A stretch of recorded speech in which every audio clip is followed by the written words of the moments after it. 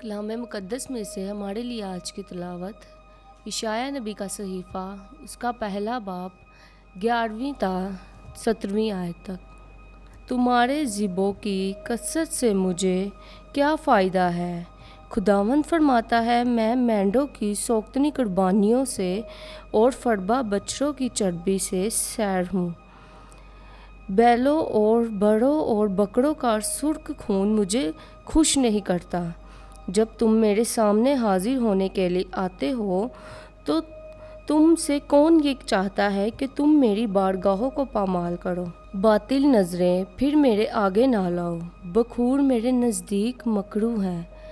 नए चांद और सब्बत की महफिल में शरारत और महफिल का यकजा होना बर्दाश्त ना करूँगा।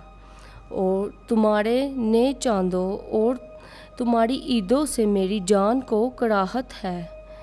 वो मुझ पर गिरा हुए और इनके सहने से मैं थक गया हूँ।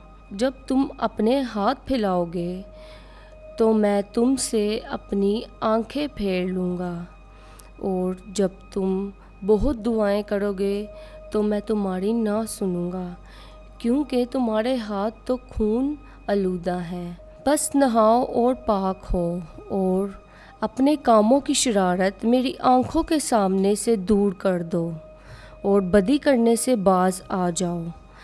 नेकोकारी सीखो, अदल के तालिब हो, मज़लूमों की फरियाद रसी करो, यतीमों का इंसाफ करो और बेवा के हामी हो।